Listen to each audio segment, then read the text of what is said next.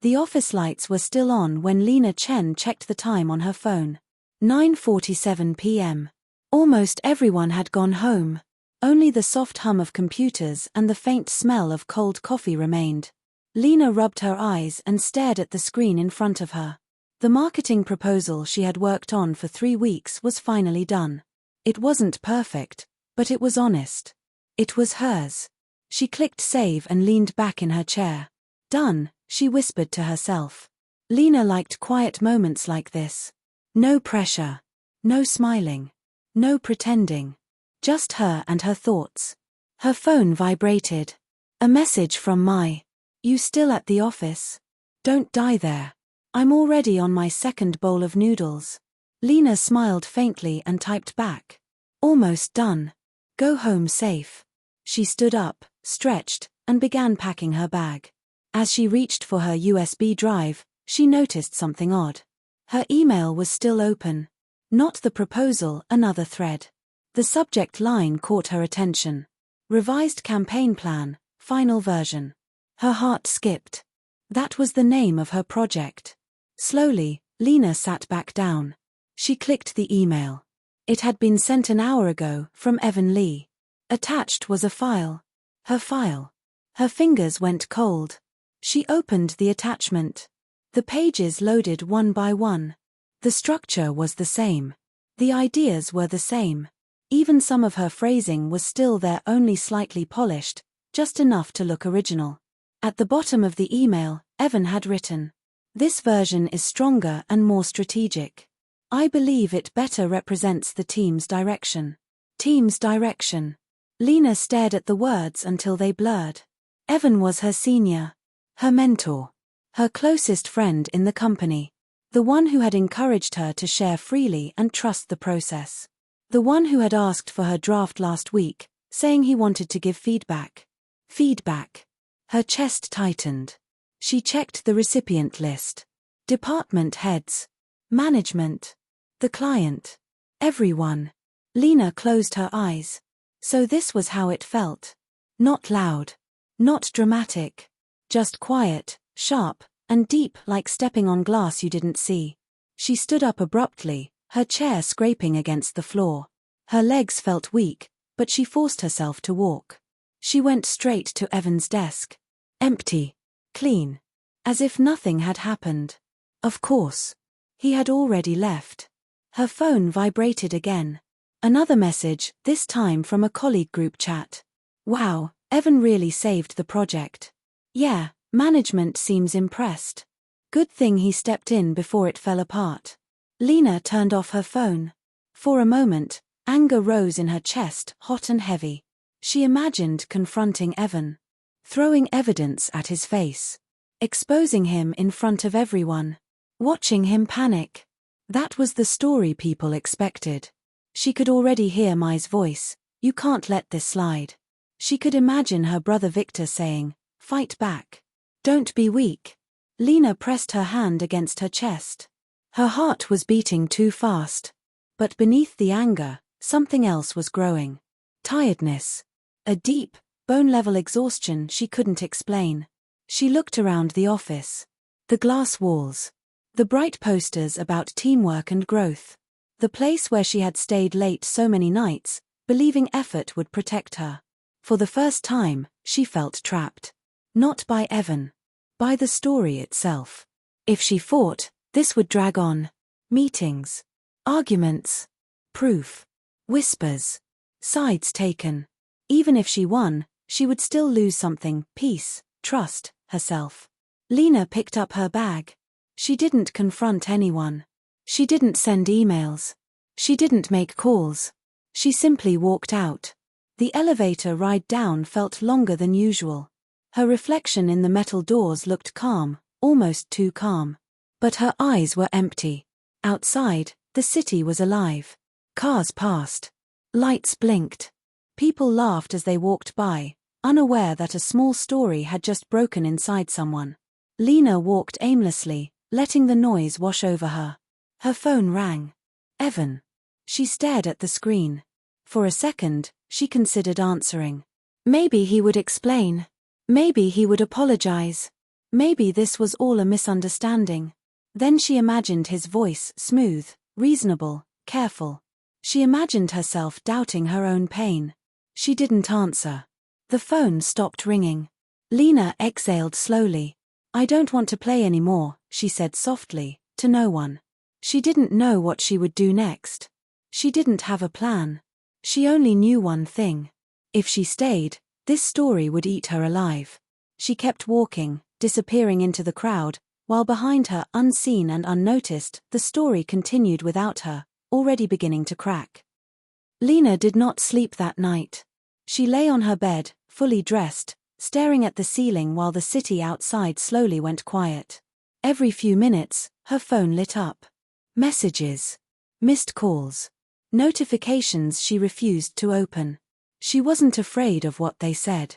She was afraid of how easily they could pull her back in. Just before dawn, she finally sat up. Her head hurt, but her thoughts were strangely clear. She made herself a cup of instant coffee and stood by the window of her small apartment. From the 10th floor, the city looked peaceful, almost gentle. It was hard to believe that inside offices and screens, silent wars were happening every day. Her phone buzzed again. "My." This time, Lena answered. "Where are you?" Mai asked immediately. "You left without saying anything." "People are talking." "I went home," Lena said. Her voice sounded steady, unfamiliar even to herself. "Home?" "Lena, Evan submitted your work as his own. Everyone knows something is wrong. You have to say something." Lena closed her eyes. "I know," she said softly. There was a pause on the other end. "Then why are you so calm? This isn't like you." Lena didn't answer right away. She took a sip of coffee. It tasted bitter. "Because I'm tired," she finally said. "Not just of Evan. Of everything." Mai sighed. "Being tired doesn't mean you give up." "I'm not giving up," Lena replied. "I'm just stepping out." "Out of what?" "The story they want me to be in." Mai was quiet. Lena knew her friend meant well, but she also knew Mai believed in fairness, in justice that came from confrontation. "I'll come over later," Mai said. "We'll talk properly." After hanging up, Lena sat on the floor, her back against the couch. Memories came without permission. Her first day at the company. Evan smiling warmly, offering to show her around. Late nights working together.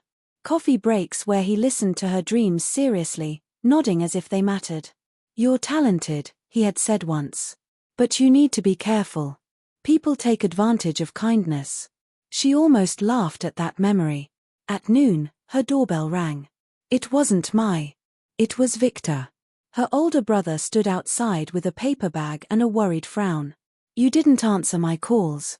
"I needed quiet," Lena said, stepping aside. Victor entered, setting the bag on the table. "You skipped work. That's not like you." "I know." He studied her face carefully. Something happened. Lena told him everything. She didn't cry. She didn't raise her voice. She just explained, piece by piece, like someone reading a report about a stranger. When she finished, Victor's jaw tightened. "That's it," he said. "He steals your work, and you're just, what? Letting it go." "I'm not letting it go," Lena said again. "I'm letting myself go." Victor shook his head. "You should report him." "I can help. I know people." "And then what?" Lena asked. "They investigate. They argue. They decide who looks better on paper. Maybe I win. Maybe I don't." She looked at her hands. "Either way, I stay in that office. I see him every day. I relive it again and again." Victor didn't respond immediately. Lena continued, her voice firmer now. "I don't want my life to be about proving I was wronged. I want it to be about living." Victor exhaled slowly. "Running away won't heal you." "I'm not running," she said. "I'm choosing where to stand." He looked at her for a long moment. Then, more gently, "And where is that?" "I don't know yet." That night, Lena opened her laptop not to check emails, but to look at job listings in other cities. Smaller ones. Quieter ones. Places where no one knew her story. She felt something loosen inside her chest. Fear, yes, but also relief. Her phone buzzed. A message from Evan. "We need to talk. You're misunderstanding things." She stared at the screen. Then she deleted the message. Lena leaned back in her chair. For the first time since yesterday, she smiled not because she was happy, but because she felt something rare and powerful. Freedom. She didn't need closure from him. She didn't need to win. She only needed to leave before the story decided who she was supposed to be. Lena began packing the next morning. Not in a rush. Not in panic. Slowly, carefully, like someone sorting through memories instead of objects. She folded her clothes, separating what she needed from what she didn't. Old notebooks from college. Office ID cards. A mug with a cracked handle she never threw away. Each item carried a version of herself that had believed staying was the same as being strong. She placed her resignation letter on the desk. It was short. "Thank you for the opportunity. I've decided to pursue a different path." No explanations. No accusations. No emotions. At noon, she sent it. Almost immediately, her phone started buzzing. HR. Her manager. Unknown numbers. She turned the phone face down. Outside, the sky was pale blue. It looked like a good day to leave. In the afternoon, she met Mai at a quiet cafe near the river. Mai arrived already frowning, concern written all over her face. "You're really doing this," Mai said, sitting down. "You resigned." "Yes." Mai stared at her. "You didn't even confront him." Lena stirred her drink gently. "If I talk to him, the story becomes about him again." Mai's eyes softened. "You know people will think you lost." Lena smiled faintly. "They can think whatever they want. I won't be there to hear it." They sat in silence for a moment. "I'm proud of you," Mai said quietly, surprising both of them. Lena looked up. "Not because you're strong," Mai continued, "but because you're honest with yourself." That evening, Lena returned to the apartment one last time. She stood in the empty living room, boxes stacked neatly by the door. The place felt smaller without her things, like it had already forgotten her. Her phone rang. "Evan again." "This time," she answered. "Lena," he said quickly, his voice controlled but urgent. "Why did you resign without talking to me?" She leaned against the window, watching the city lights flicker on. "There's nothing to talk about," she said. "You're being emotional. This will hurt your career." She almost laughed. "You already hurt it." Silence. "I was trying to protect the project," Evan said. "You should understand that." Lena closed her eyes. "That's exactly why I'm leaving," she replied.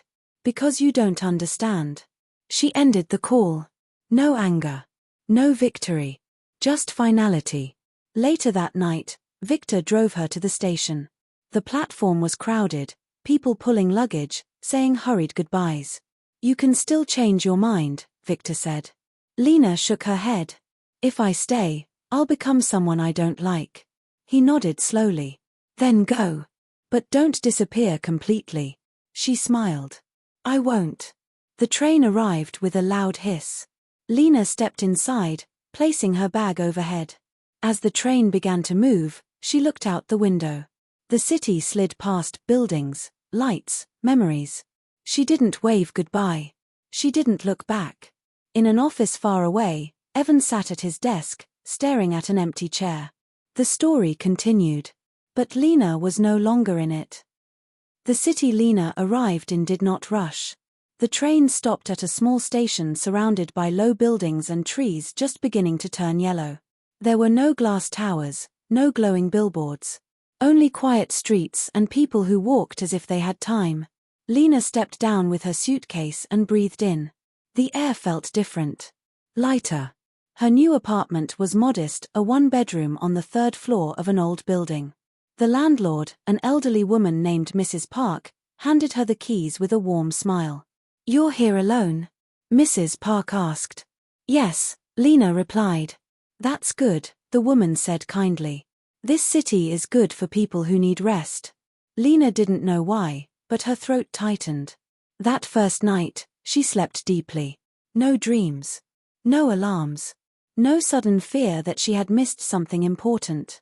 In the morning, sunlight filled the room. Lena sat on the floor, drinking tea from a chipped cup, listening to sounds she wasn't used to: birds, distant traffic, someone sweeping outside. She started her new job a week later at a small digital media company. No one asked where she came from. No one searched her name. Her new manager, a calm woman named Anna, simply said, "We care about ideas here. Take your time. Take your time." Those words stayed with Lena. Some days were harder than others. In meetings, when someone praised her work, a strange fear would rise, waiting for something to be taken away. At night, she sometimes checked her phone instinctively, half expecting Evan's name to appear. It never did. Instead, she filled her evenings with quiet routines. Grocery shopping. Cooking simple meals. Walking home as the sky darkened. One afternoon, she bought a cheap notebook and a box of colored pencils. She didn't know why. She hadn't drawn since college. That night, she sat by the window and began sketching whatever came to mind: shapes, shadows, broken lines that slowly turned into faces. Hers. Not the version from the office. Not the smiling, agreeable one. Just her. She wrote too. Short sentences. Thoughts she never said out loud.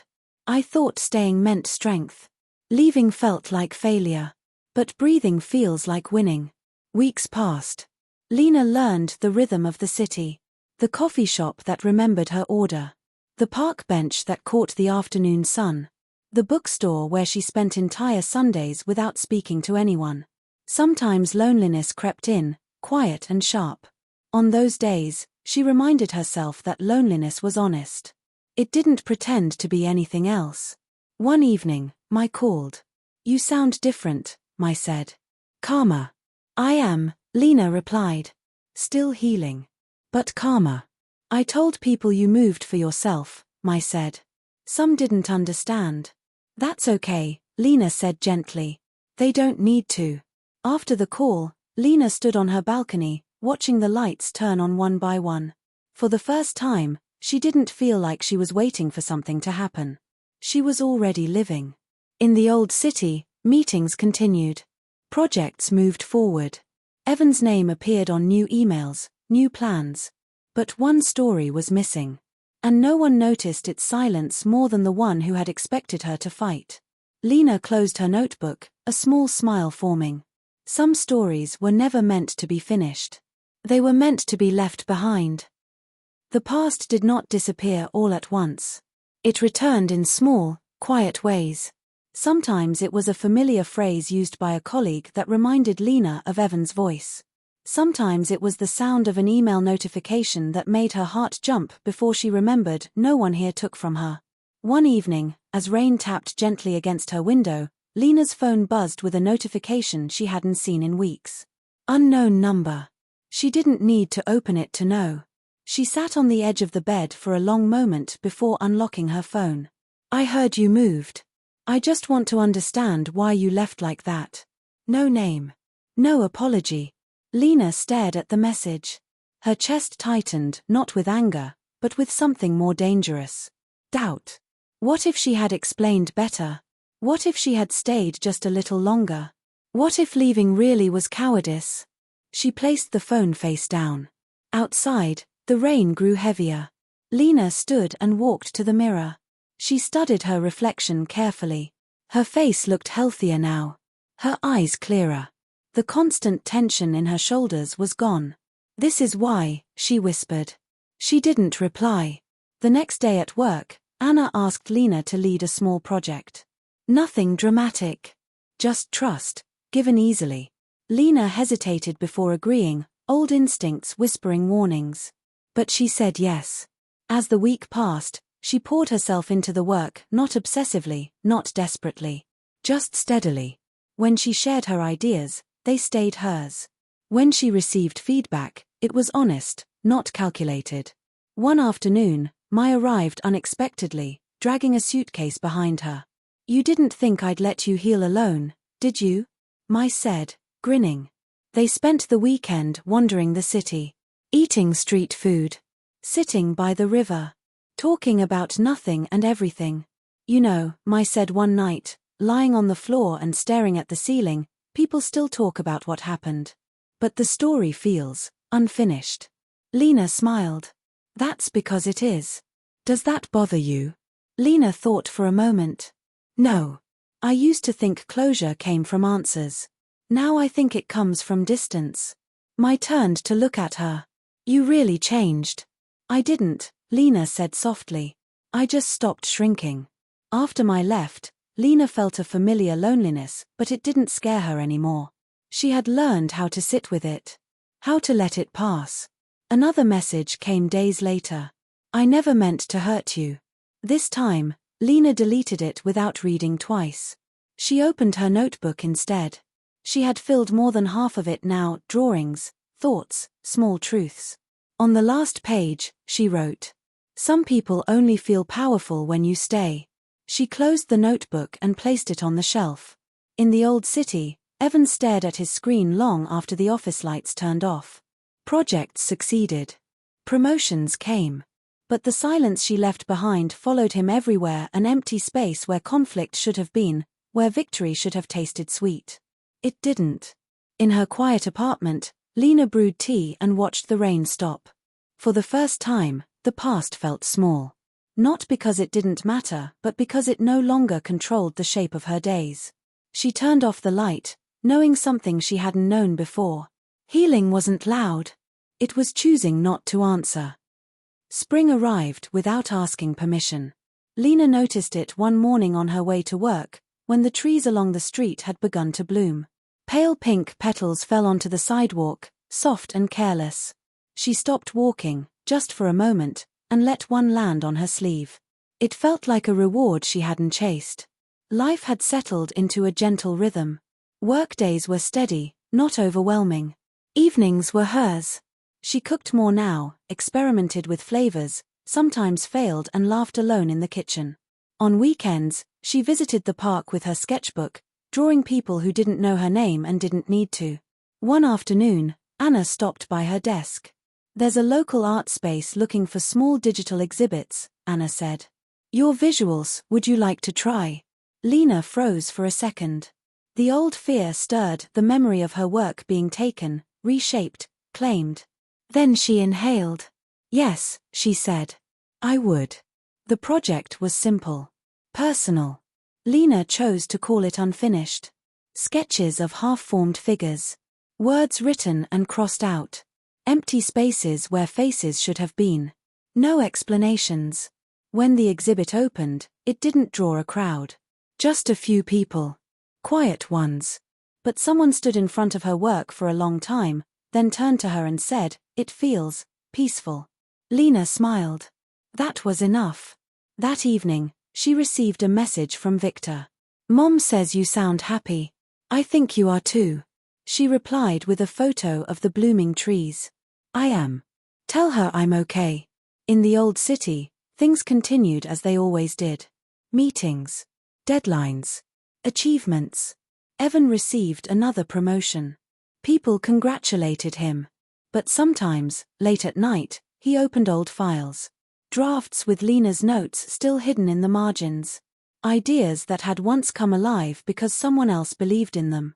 He typed messages he never sent. The story had no ending. And that unsettled him more than any confrontation ever could. Back in her new city, Lena walked home with a small group of co-workers after the exhibit. They talked about dinner plans, about nothing important. She laughed, really laughed, without checking herself. At her apartment, she stood by the window one last time that night. The city lights were warm, familiar now. She thought about the version of herself who had stayed late at the office, believing endurance was love. She didn't feel pity. Only gratitude. "Thank you for surviving," she whispered. Lena turned off the light and went to bed, knowing this. She didn't win by staying. She didn't win by proving anything. She won by leaving early. Before the story could kill her. And somewhere behind her, the old story remained broken, incomplete. While hers, at last, was whole.